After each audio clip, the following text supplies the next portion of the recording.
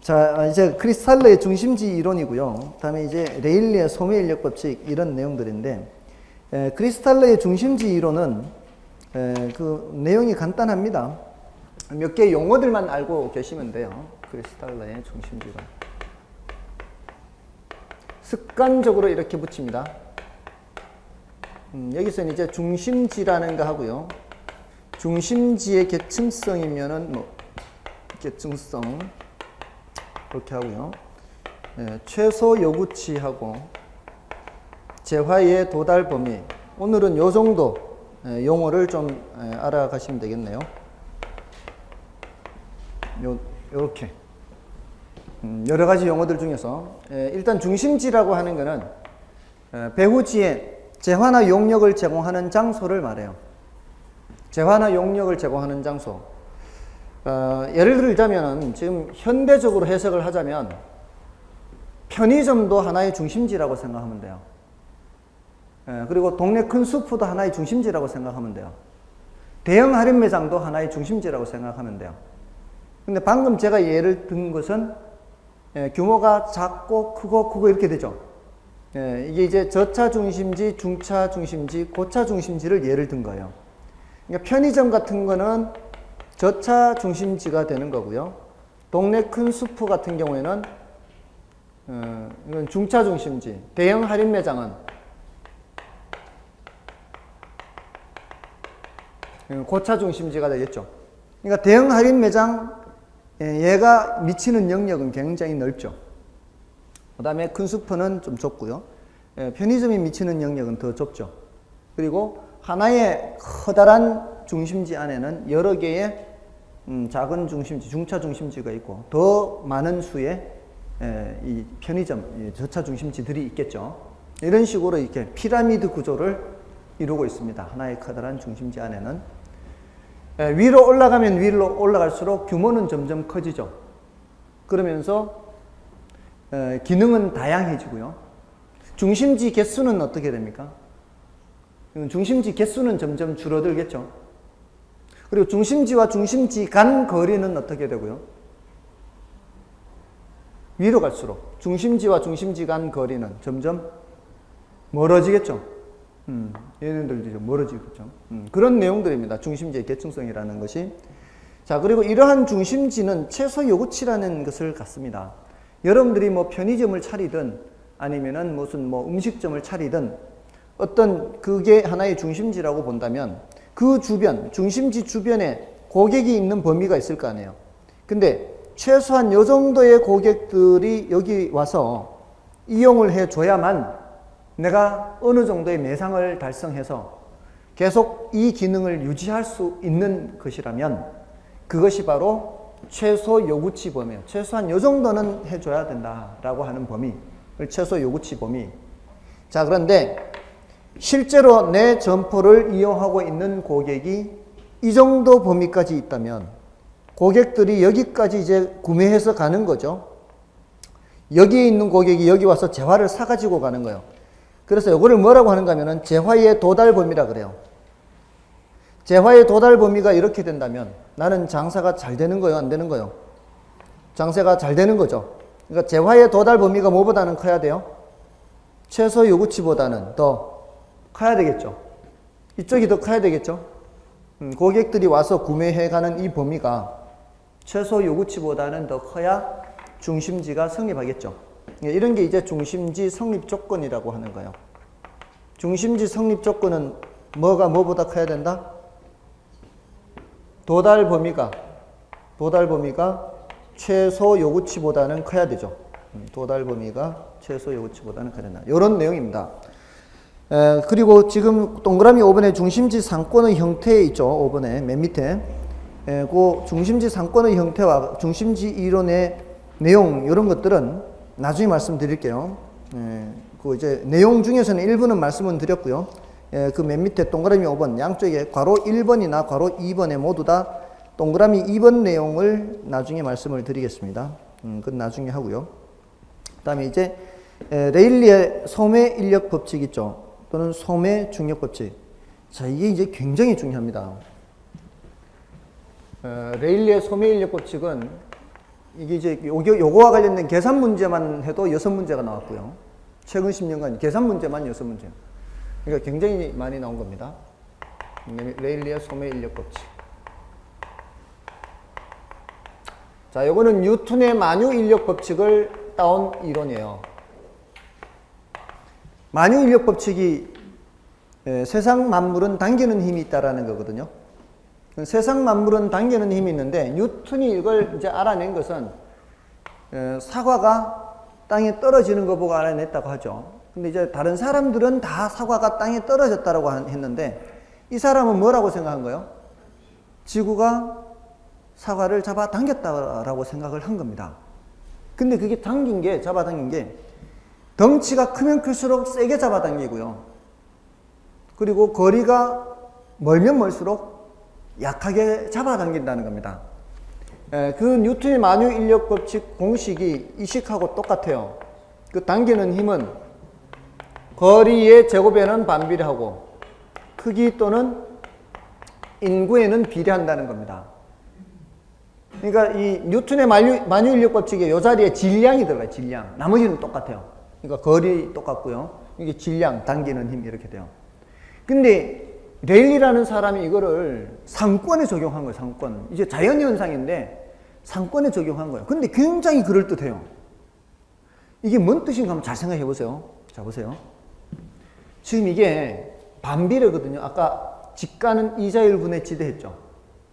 직가는 이자율분에 지대했을 때 이 이자율과 직가가 반비례했잖아요. 이쪽 분모하고 얘가 반비례잖아요. 이쪽 값이 커질수록 당기는 힘은 작아진다는 얘기죠. 근데 제곱이 없는 경우를 생각해 보세요. 제곱이 없으면 자 이제 거리가 2배 된다라고 생각해 보세요. 거리가 2배가 되면은 당기는 힘은 2분의 1이 된다는 얘기예요. 반이 된다는 얘기예요. 거리가 3배가 되면은요 당기는 힘은 3분의 1이 된다 이런 뜻이거든요. 근데 이게 제곱이 있잖아요. 제곱이 있을 때는 거리가 2배가 되면은 당기는 힘은 4분의 1이 된다는 얘기예요. 제곱한 것에 반비례하기 때문에. 거리가 3배가 되면은요 9분의 1이 된다는 얘기, 당기는 힘이. 자, 그렇다는 얘기는 거리가 멀어질 때 당기는 힘이 그냥 작아진다는 얘기예요. 급격하게 작아진다는 얘기예요. 급격하게 작아진다는 얘기예요. 자, 이 소리는 우리가 점포를 차릴 때 이 말이에요. 점포를 차릴 때 고객으로부터 거리가 조금 멀어지면은 거리는 조금 멀어지지만 당기는 힘은 많이 줄어든다는 얘기예요. 그러니까 사람들 안 온다는 얘기예요. 그러니까 점포 같은 것도 뭐가 중요하다는 얘기예요? 예, 거리가 중요하다는 거예요. 접근성이 중요하다는 얘기예요. 그러니까 찾아오기 불편하게 하면 안 된다는 얘기죠. 크기보다 뭐가 중요하다는 얘기예요? 크기보다 거리가 중요하다는 거예요. 크기보다. 그래서 똑같은 위치에 있던 그 점포가 있는데 이전 한다면서 2배로 확장한대요. 2배로 확장하면서 거리가 2배로 멀면은 사람들이 더 안 간다 이 말입니다. 2배로 거리가 멀어지려면은 최소한 4배는 돼야 예전처럼 간다는 소리예요.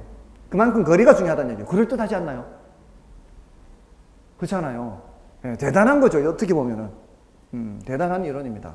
대단한 이론이라기보다 대단한 이론을 적용한 거죠. 이 뉴턴의 만유인력 법칙을 이렇게 적용한 겁니다. 사실은 근데 이게 이 뉴턴의 만유인력 법칙이 전자파 같은 데도 다 적용돼요. 이 전자파.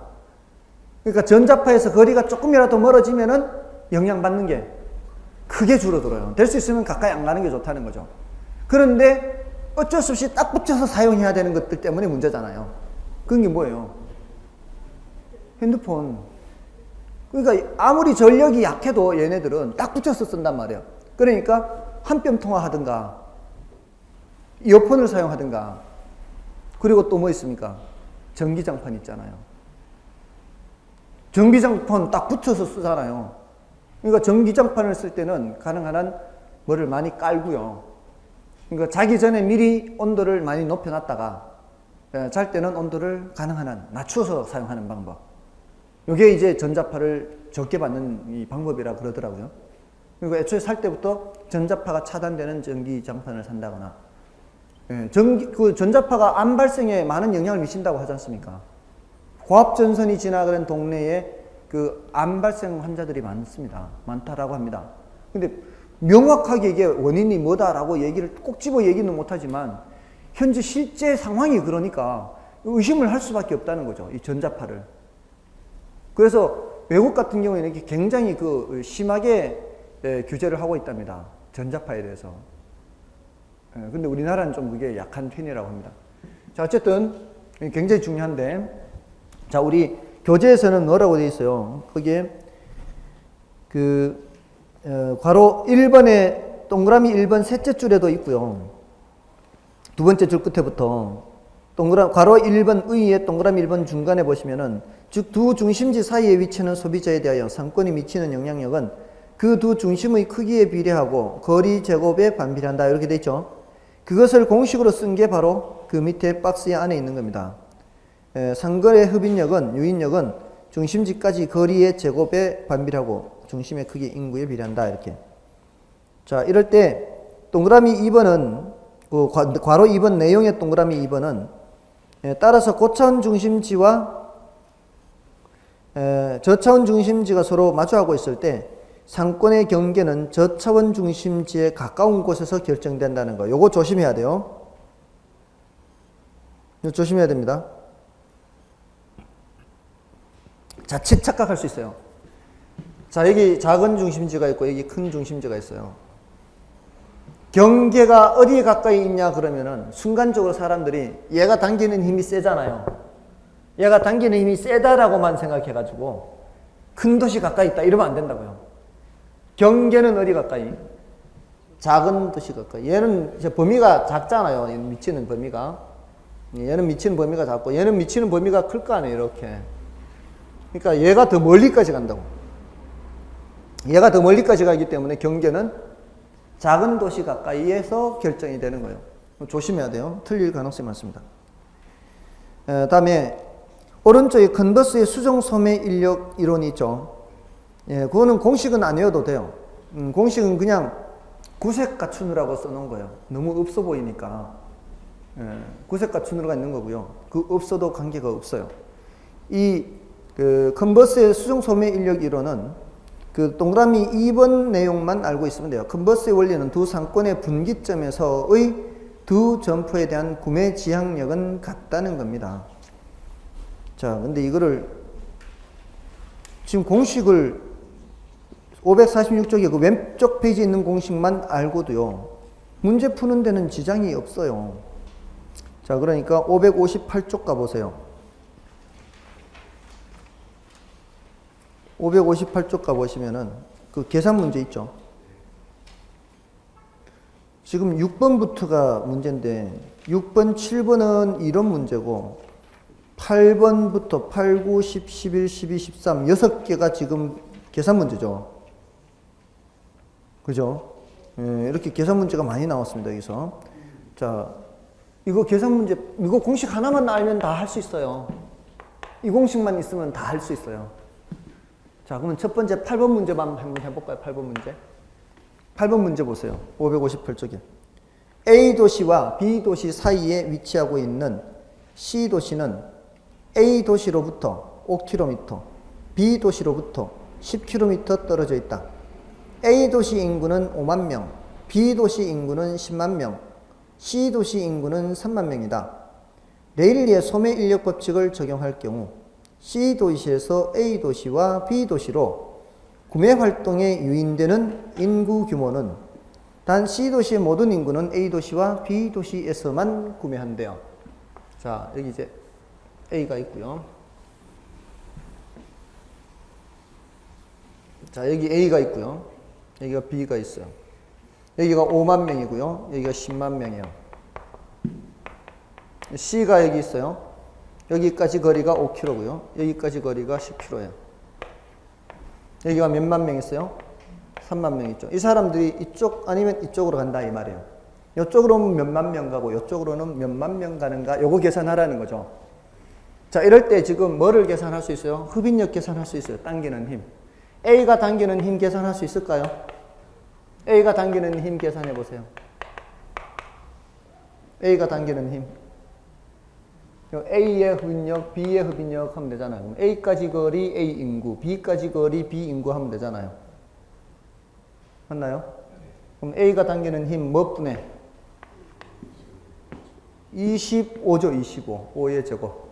25분의 몇만 명? 5만 명. 이거 얼마예요? 25분의 50 하면 쉽죠? 2죠, 2. 2에 동그라미 3개 붙이면 되잖아요. 맞나요? B가 당기는 힘은요?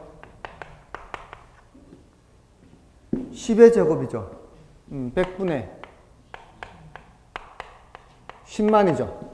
동그라미 2개 없어지죠. 1000이죠. 1000분의 2000, 1000대 2000이죠. 2000 대 1000. A 대 B가 2000 대 1000이죠. 2대 1이란 얘기요. 빨리 몇 대 몇인 걸 찾으면 돼요. 2대 1이면은 여기 있는 3만 명을 총 몇 등분해서 3등분해서 2칸은 저쪽으로 1칸은 이쪽으로 하면 되죠. 3등분 하니까 하나가 1만이죠. 1만. 1만 중에 둘 저쪽 2만과 만 이렇게 가는 거죠. 맞나요? 풀 수 있죠? 풀 수 있죠? 자, 근데 그 밑에 9번도 이런 식으로 풀면 돼요. 아시겠어요? 근데 9번은 함정이 있어요. 그 가로 속에 있어요, 함정이. 가로 속에 뭐라고 돼 있어요? 공간 마찰 계수는 그냥 이 숫자예요, 이거 제곱.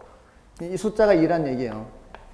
근데 뭐가 함정이에요? 도시 인구가 모두 대형 할인점을 이용하는 게 아니고 도시 인구 70%가 대형 할인점을 이용한다. 이게 함정이에요. 되셨어요? 다음에 오른쪽 페이지 10번 이것도 마찬가지예요. 요 공식대로 하면 돼요. 단지 거기는 시간 거리를 줬죠. 그냥 거리를 주면은 레일리고요. 이걸 발전시킨 사람이 허프인데 허프는 여기를 시간 거리를 썼어요. 그거는 나중에 말씀드릴게요. 왜 그런지. 이 이론을 발전시킨 사람이 허프거든요. 근데 이 레일리는 이 두 도시 사이에 아무런 장애 요인이 없는 거라고 가정을 해요. 레일리는. 근데 허프는 아니 여기 비포장일 수 있지 않냐. 여기는 포장도로인데 여기는 비포장이면 어떡할래. 거리는 5km지만 시간은 이것만큼 걸릴 수도 있잖아요. 맞죠? 그러니까 허프는 물리적인 거리를 안 쓰고 시간 거리를 쓴 거예요. 시간 거리. 그러니까 더 발전시킨 이론이에요. 허프가. 예, 그것만 시간 거리는 그냥 쓰면 돼요. 그냥. 아시겠죠? 다음에 11번도 마찬가지예요. 11번도 지금 A 도시가 7만이고 거리가 10km잖아요. 그럼 10의 제곱분의 7만 하면 되는 거고. 다음에 B 도시 인구 42만이고 20이잖아요. 그럼 20의 제곱분의 42만 하면은 당기는 힘 나오죠? 자, 이렇게 당기는 힘 구했잖아요. 이렇게. 당기는 힘 구하는데 만약에 이 힘이 이렇게 2대1 이러면은 괜찮은데 예를 들어 375, 125 이렇게 나오면 이럴 때가 문제예요. 이럴 때가. 숫자가 좀 복잡하게 나올 때 이게 몇 대 몇이 금방 안 보일 때 있잖아요. 숫자가 몇 대 몇인지 금방 안 보일 때는 어떻게 해요?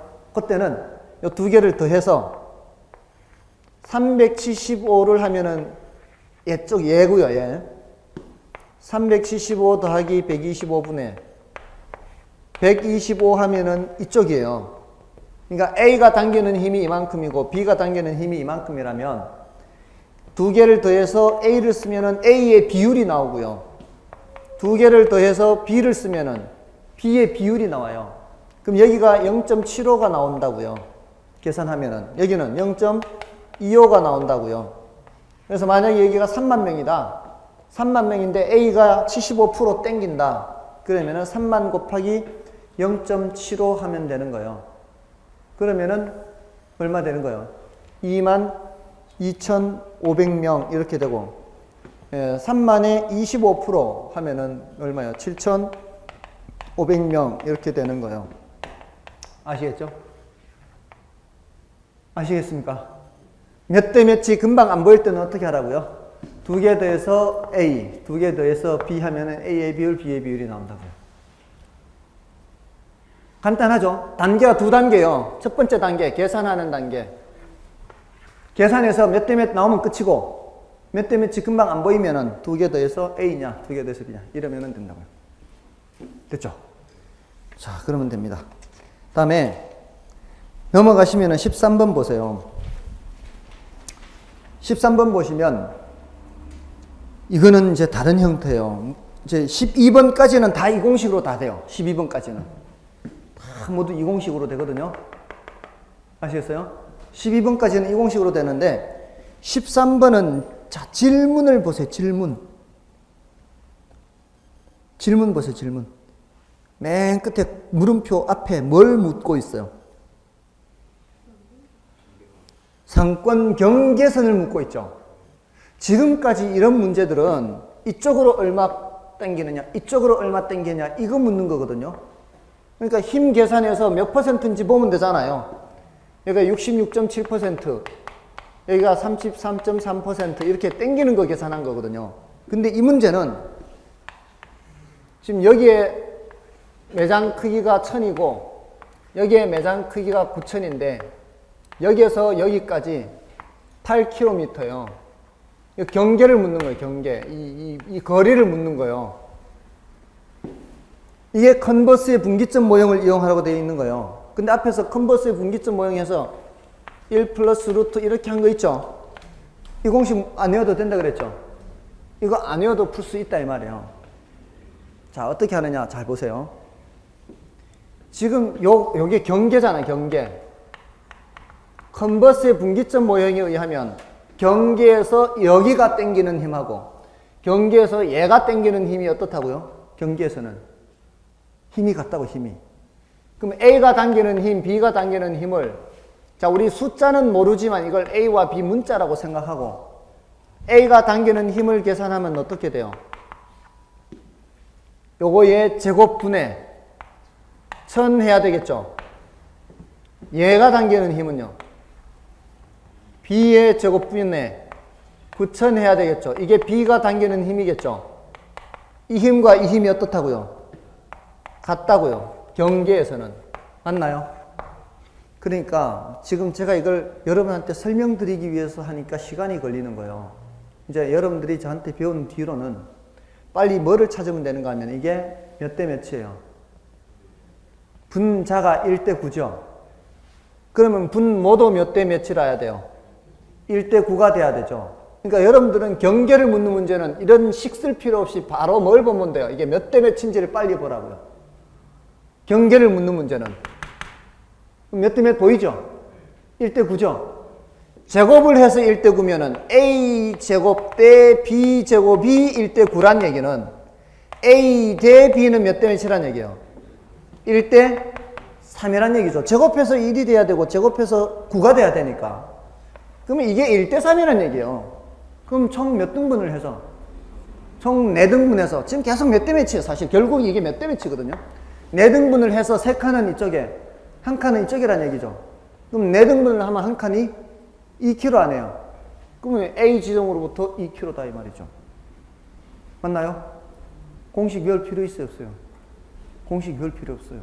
공식은 그냥 구색 갖추려고 넣어놓은 거지 외우라고 넣어놓은 거 아니에요. 아시겠어요? 자, 그러면 어떤 분이 그래요? 제가 드는 숫자는 쉬운 숫자라서 그렇대. 이게 우리 기출문제예요, 이게. 그럼 제가 좀 어려운 거 내볼까요?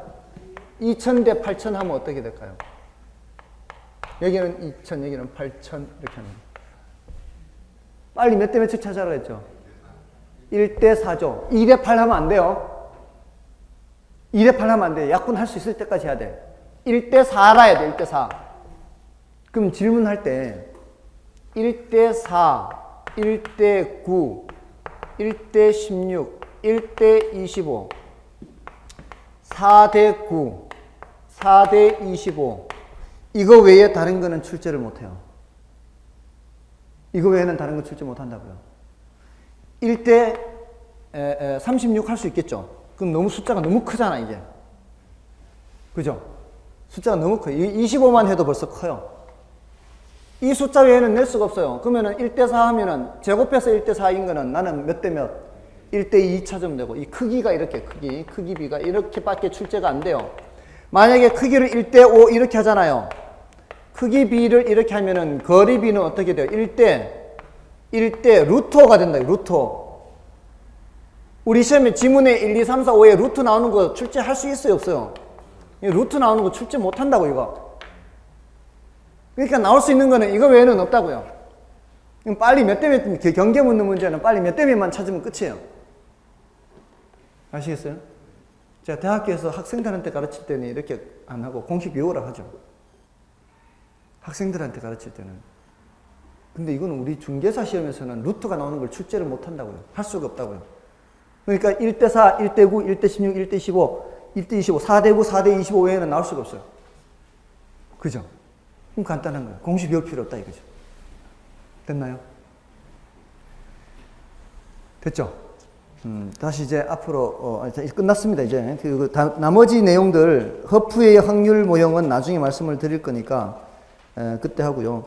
그다음에 548쪽과 549쪽에 그 점포 분류가 있어요. 그 점포 분류는 뜻을 알아두는 게 중요해요. 뜻. 그래서 거기 기억 그 548쪽에 집심성, 집재성, 국부적 집중성, 그다음에 산재성, 그다음에 오른쪽 페이지에 전문품점, 선매품점, 편의품점 있죠. 예, 요런 놈들의 뜻을 알아두는 게 중요하고요. 구체적인 예는 굳이 외우려고 하지 마세요. 그러니까 그 예는 니은의 주로 있죠. 니은. 집심성 점포의 니은, 집재성 점포의 니은, 국부적 집중성 점포의 니은. 대체로 니은에 있죠. 니은에 있는 거는 중요도가 낮습니다. 굳이 외우려고 하지 말고요. 뜻을 아는 게 중요하니까 나중 되면은 또 그것도 설명드릴 거니까 따로 여러분들이 봐서 시간 낭비할 필요 없다 이 말이에요. 뜻만 보십시오. 자, 이제 오늘 마지막 주제 이 마케팅 요걸 보겠습니다. 자, 마케팅은 먼저 568쪽을 보십시오. 568쪽부터 573쪽까지요. 573쪽의 10번 문제를 보시면 부동산 광고에 대해서 나오고 있죠. 그거는 이제 10년이 넘은 문제고요. 그 다음에 9번은 마케팅 및 광고 이렇게 하고 있죠. 그것도 마케팅 광고만 나온 게 아니라 마케팅도 함께 나오고 있죠. 자, 근데 그 9번에 3번 지문 보세요. 고객 점유 마케팅 이런 말 나오고 있죠. 4번 지문 보세요. 마케팅 4P라는 게 중간쯤 끝에 있어요. 자, 근데 그 마케팅 4P가 4P 믹스거든요. 근데 8번에 5번 보세요. 마케팅 믹스가 나오고 있죠. 8번에 4번에 관계 마케팅이 나오고 있죠. 다음에 8번에 2번은 마케팅 믹스가 또 나오고 있죠. 다음에 7번 가보세요. 질문 자체가 마케팅 4P 전략, 4P 믹스입니다. 6번도 4P 나오고 있죠. 5번에도 4P니, 뭐, 표적이니, 이런 말 나오고 있죠. 지금 대체로 지금 어디에서 나오고 있습니까? 4P가 엄청 나오고 있죠. 예, 그게 전부 다 시장 점유 마케팅 전략이라는 데서 나오는 겁니다. 예, 이거는 마케팅 전략은 2페이지밖에 안 돼요. 2페이지. 공부할 게 그렇게 적다 이 말입니다. 아시겠죠? 그러니까 마케팅 전략에 대해서 주로 정리를 해두시면 되니까 564쪽에 마케팅 전략이라고 하는 게 있죠. 거기 이제 괄호 2번에 시장 점유 마케팅 전략, 그 다음에 565쪽에 고객 점유 마케팅 전략, 관계 마케팅 전략 2페이지밖에 안 돼요. 공부할 게. 그만큼 분량이 적습니다. 그리고 이제 그 앞에 이제 563쪽에서는 마케팅의 같은 게 있는데, 이제 마케팅이라고 하는 게 뭐냐는 거죠. 마케팅의.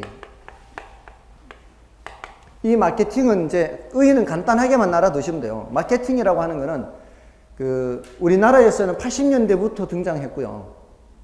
서양에서는 한 60년대 이 정도입니다.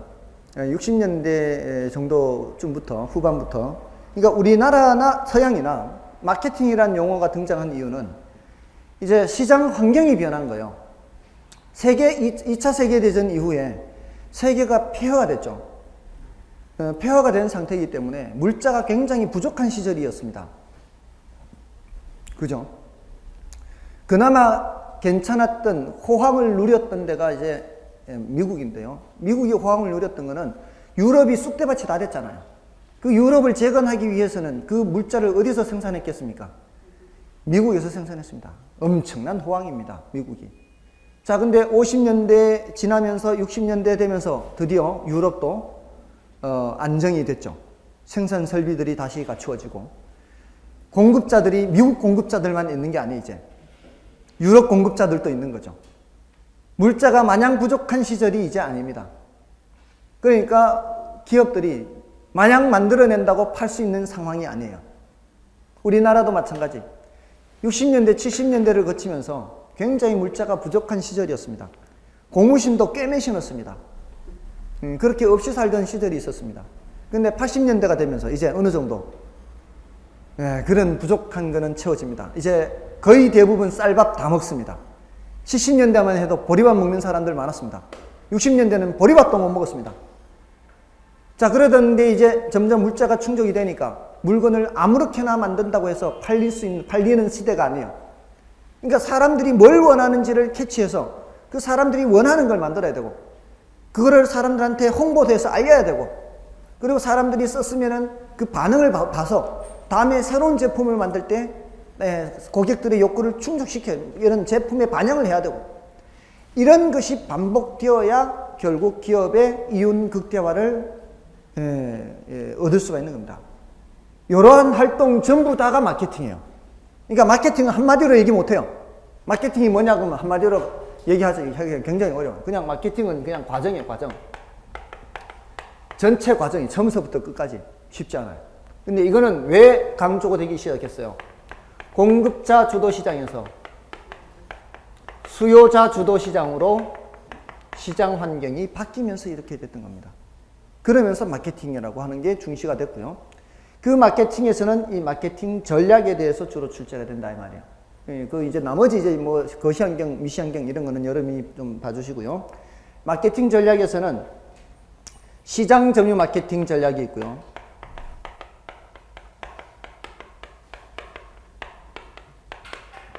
그 다음에 고객 점유 마케팅 전략이 있고요. 그 다음에 관계 마케팅 전략이 있습니다. 자, 이 중에서 시험에서는 이게 제일 많이 나오는 거예요. 시장 점유 마케팅 전략. 요거는 공급자 측면을 강조한 겁니다. 공급자 측면을 강조. 요거는 수요자 측면을 강조. 관계 마케팅 전략은 수요자와 공급자의 지속적 관계를 중시.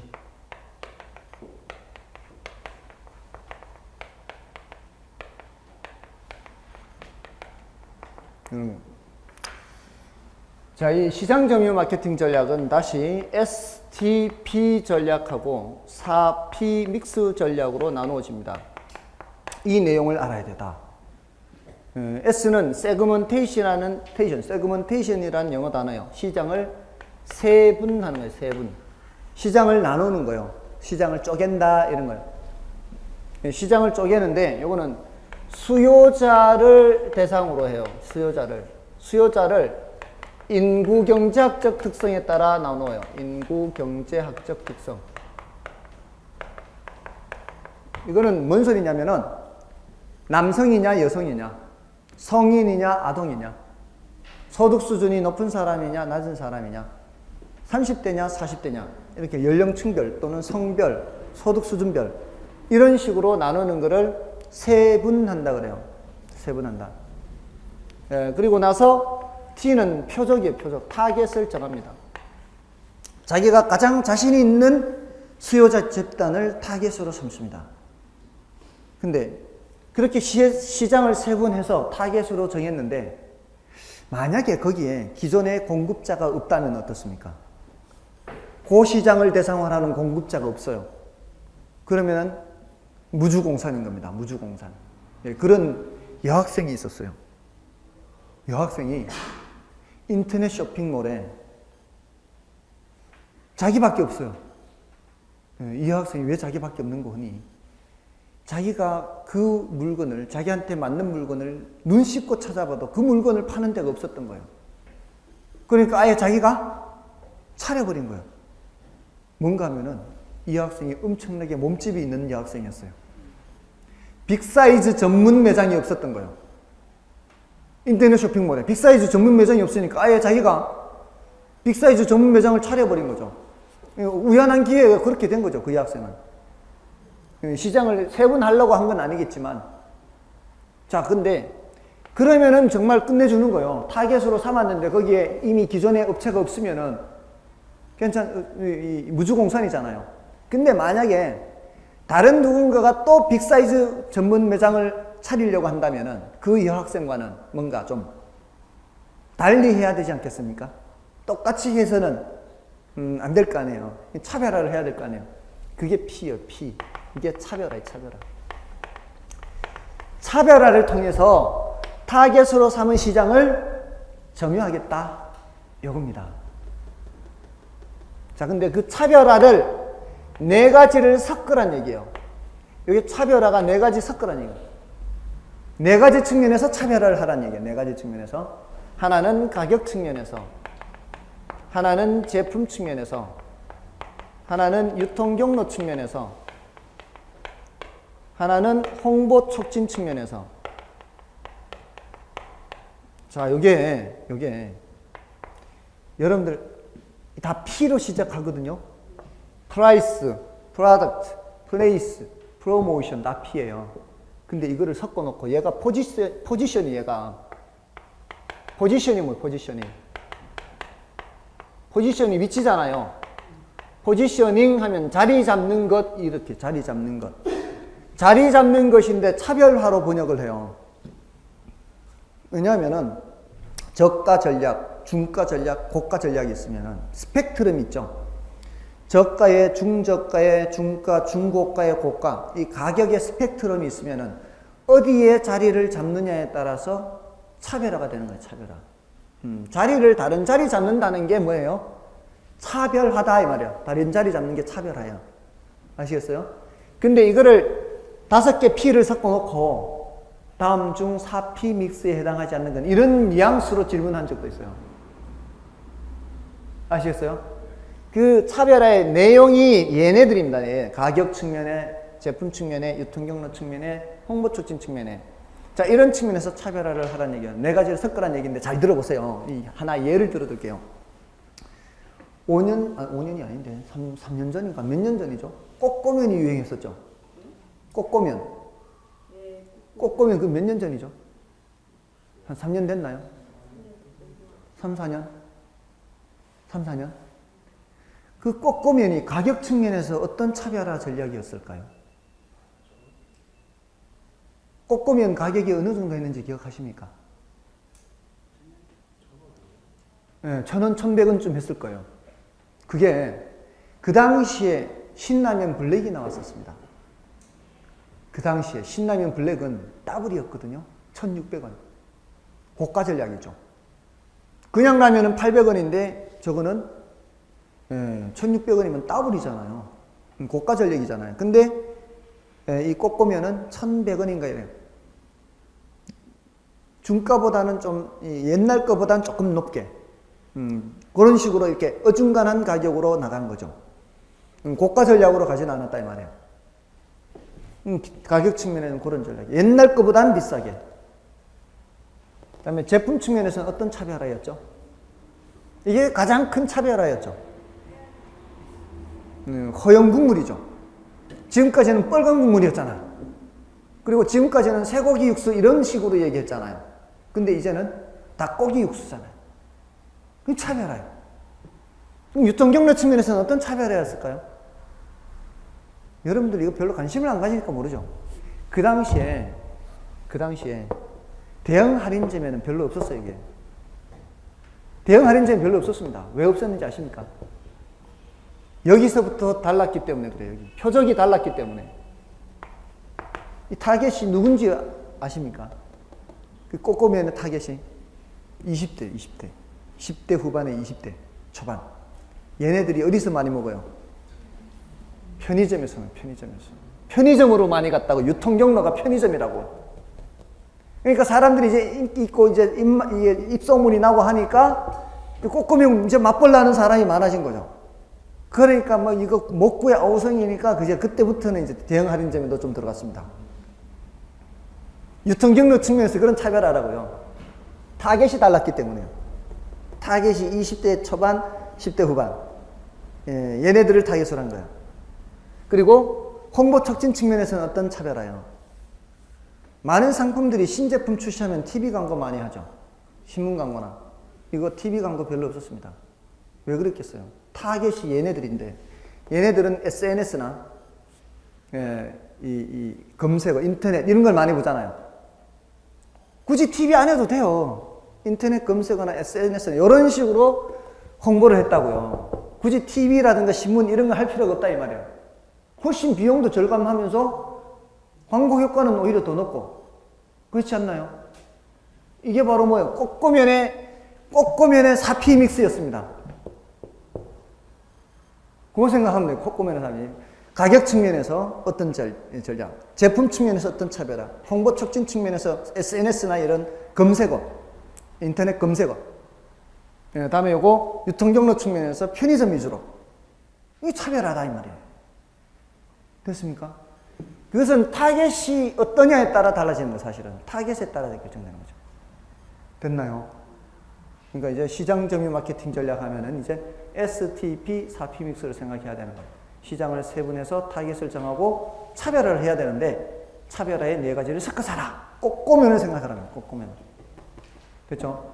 제가 꼬꼬면 회사에서 뭐 한 박스 받아야 될 것 같죠? 그죠? 예, 다음에 고객 점유 마케팅은 수요자 측면을 중시하는 건데 이제 거의 다 됐습니다. 이제 이거는 이제 I다라고 해서요. A가 attention, 주목이란 뜻이에요. 여러분들 attention 단어 아시죠? attention 다음에 뭐가 나와요? 그거는 모두 다 알죠. 희한하네. 제가 지금까지 수업했는데 이거 모르는 데가 없어요. attention 바우는 중학교 1학년 영어 시간에 꼭 했던 거죠. 안 했습니까? 했죠? 참, 영어 선생님들이 너무 틀에 박힌 선생님들이 전부 다. 그 attention입니다, 이게. 그 다음에 I가 흥미, interest예요. 그 다음에 D가 desire, 욕망이고요. A가 액션, 행동입니다.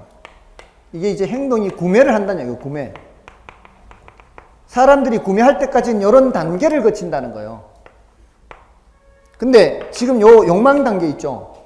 욕망 단계에 온 사람은 이거 막 살까 말까 이 단계거든요. 이런 사람들한테는 어떻게 적극적으로 구매를 하게끔 이제 적극적으로 권해야 되는 거고, 이 단계에 있는 사람은 이제 주목밖에 뭐지 이런 사람이잖아요. 뭐지 이런데 계약서 들이밀면은 굉장히 부담스럽죠. 그러니까 옷가게에 지나가다가 우연히 그냥 한번 보려고 이렇게 들어갔는데 이거 입어보세요, 저거 입어보세요 이러면 굉장히 부담스럽겠죠. 근데 사러 갔는데 멀뚱멀뚱 쳐다보고 있으면 옆 가게 가겠죠.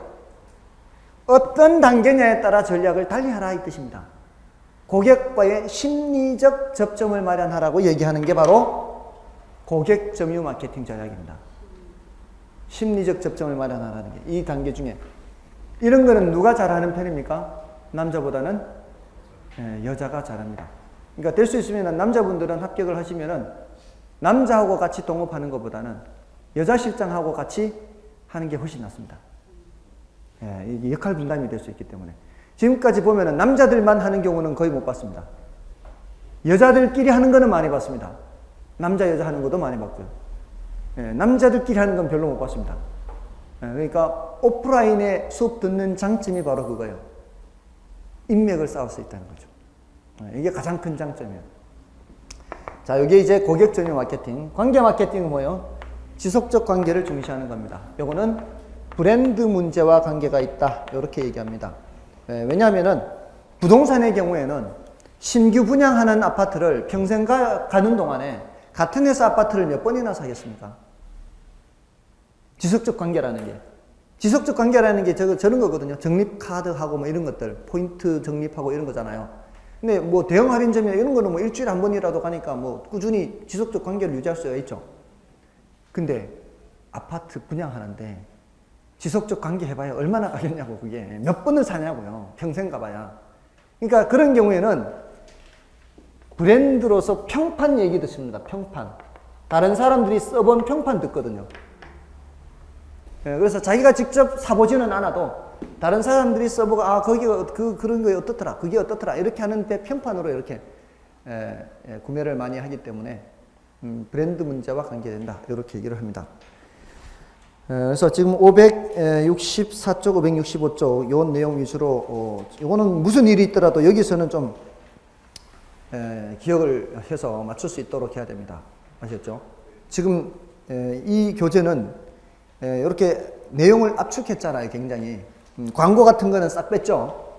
그런 거는 중요도가 낮은 거는 싹 뺏는 만큼 선택한 마케팅에 대해서 출제되는 만큼은 반드시 맞출 수 있도록 해야 됩니다.